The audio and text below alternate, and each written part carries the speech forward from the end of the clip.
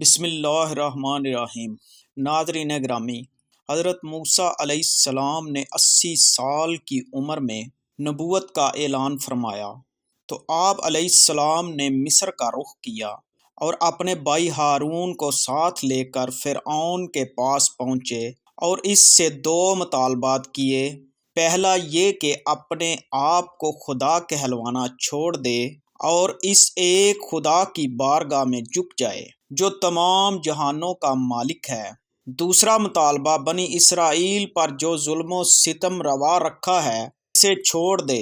قاہر و مطلق انسان فرعون، جس کو صرف اپنی حکومت و بادشاہت ہی کا غرور نہیں تھا بلکہ اپنی خدائی اور ربوبیت کا بھی غرور تھا، وہ اس ضرب کلیمی کو برداشت نہ کر سکا اور حضرت موسیٰ اور بنی اسرائیل پر ظلم و ستم کے پہاڑ توڑنے شروع کر دیے۔ حضرت موسیٰ صبر و استقلال کے ساتھ دین حق کی تبلیغ کرتے رہے۔ اسی دوران یہ حکم نازل ہوا کہ بنی اسرائیل مصریوں سے علیحدہ اپنی بستی آباد کریں اور مصر سے نکل جانے کا حکم ہوا۔ نیز یہ بھی بتا دیا گیا کہ فرعون کی طرف سے تمہارا تعاقب کیا جائے گا، لیکن وہ اور اس کا لشکر غرقاب ہوگا۔ وہی ہوا۔ آپ مصر سے میں اپنے ساتھیوں کے روانہ ہوئے تو پیچھے پیچھے فرعون اپنے لو لشکر سمیت تعاقب کر رہا تھا۔ جب بحر کلزم کے قریب حضرت موسیٰ علیہ السلام پہنچے تو آپ نے خدا کے حکم کے تحت اپنا عصا کو پانی پر مارا، جس سے سمندر میں ایک خشک گزرگاہ بن گئی اور آپ میں ساتھیوں کے گزر گئے۔ ادھر جب فرعون تعاقب کرتا ہوا اسی راستے سے گزرا تو اللہ نے پانی کے شگاف کو دوبارہ ملا دیا۔ اس طرح فرعون اپنے تمام کافروں کے ساتھ ہمیشہ ہمیشہ کے لیے غرق ہو گیا۔ اللہ کی اس مدد کا ذکر قرآن میں کچھ یوں ہے: اور ہم نے موسیٰ کو حکم دیا سمندر میں اپنے ساتھیوں کے ساتھ اتر جاؤ، اسے 2 حصوں میں بانٹ دیا، ہر حصہ جیسے اونچی، اور ہم باقیوں کو اس تک لے آئے۔ سمندر نے فرعون کی لاش کو قبول نہ کرتے ہوئے باہر پھینک دیا۔ کافی مدت تک فرعون کی لاش سمندر کے کنارے پڑی رہی۔ ایک دن مصری لوگ سمندر کے کنارے گردش کر رہے تھے کہ ان لوگوں کو فرعون کی لاش نظر آئی۔ انہوں نے اس لاش کو اٹھا کر موجودہ فرعون کے پاس لے گئے۔ فرعون کی قوم بڑی عقل مند تھی۔ انہوں نے لاش کو مسالہ لگا کر بڑے ادب و احترام کے ساتھ تابوت میں رکھ کر محفوظ کر دیا۔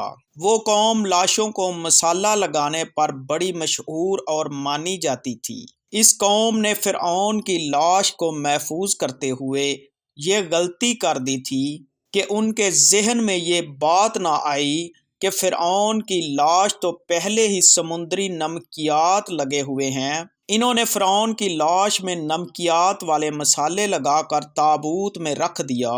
وقت کے ساتھ ساتھ وہ لاشیں جن کو مصریوں نے مسالہ جات لگا کر محفوظ کیا ہوا تھا، وہ سب کی سب زمین میں چھتی گئیں۔ اسی طرح فرعون کی ممی کو بھی دنیا بھول گئی، وہ سب کی سب زمین میں چلی گئیں۔ اسی طرح فرعون کی ممی کو بھی دنیا بھول گئی۔ فرعون کے واقعہ کے تقریباً 2000 سال گزرنے کے بعد اللہ تعالیٰ نے اپنے آخری پیغمبر حضرت محمد صلی اللہ علیہ وآلہ وسلم کو زمین پر بھیجا اور حضرت محمد صلی اللہ علیہ وآلہ وسلم پر قرآن پاک نازل فرمایا۔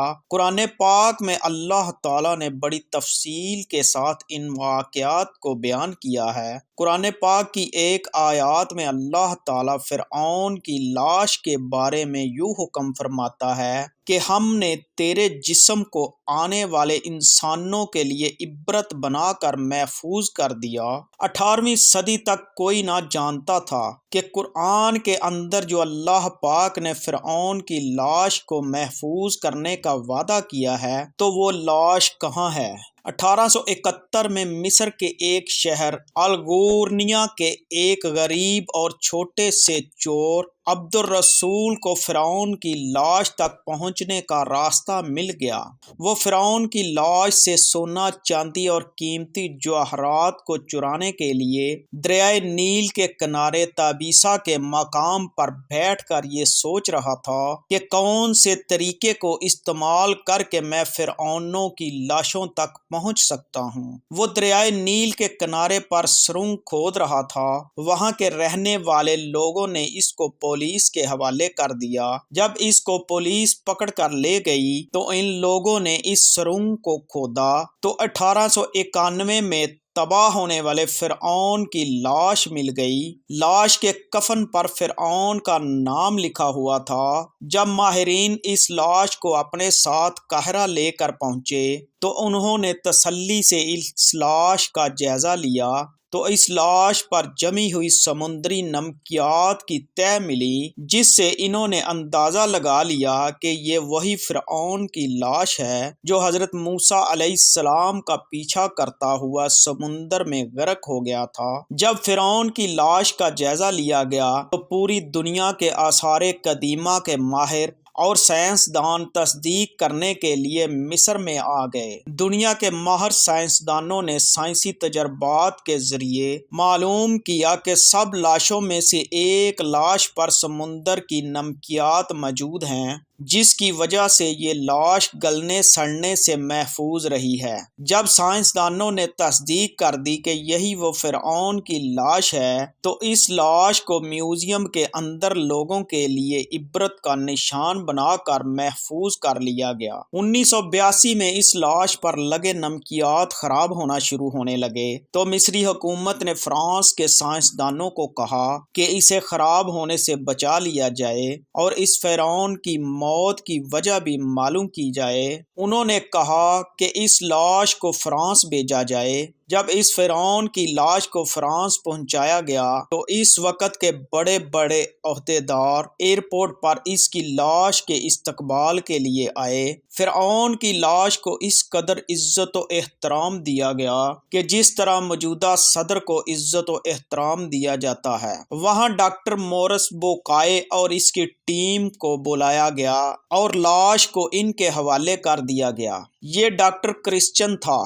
جب مائکروسکوپ کے ذریعے ممی کے تمام حصوں کا باریکی سے جائزہ کر لیا گیا تو معلوم ہوا کہ اس لاش کے اندر سمندری نمکیات ابھی تک موجود ہیں۔ اس ڈاکٹروں کی ٹیم نے 100% کنفرم کر دیا کہ یہ موت سمندر میں ڈوبنے کی وجہ سے ہوئی ہے، کیونکہ ایسے نمکیات سمندر کے علاوہ کسی اور جگہ پر نہیں پائے جاتے۔ یہ قدرتی نمکیات ہیں۔ سمندر میں ڈوبنے کے بعد کیا پتا یہ لاش کتنے عرصے تک سمندر میں ہی پڑی رہی۔ اس لاش کے اندر سمندری نمکیات کس قدر سما گئے ہوں گے، جس کے اثرات آج تک ختم نہیں ہو رہے۔ جو ڈاکٹروں کی ٹیم اس لاش کا معائنہ کر رہی تھی وہ اس بات پر حیران تھی کہ ایک بادشاہ سمندر میں کس طرح ڈوب کر مر سکتا ہے۔ بادشاہوں کی لاشوں کو تو بڑی شان و شوکت کے ساتھ رکھا جاتا ہے، اس لاش پر سمندری نمکیات کا ہونا کس طرح ممکن ہو سکتا ہے؟ ڈاکٹر مورس کے لیے بھی یہ بات بہت ہی حیرت انگیز تھی، کیونکہ اس سے پہلے اس کے تجربات میں ایسی کوئی لاش نہیں آئی تھی۔ ڈاکٹر مورس نے اس ممی کے متعلق مزید معلومات لینے کے لیے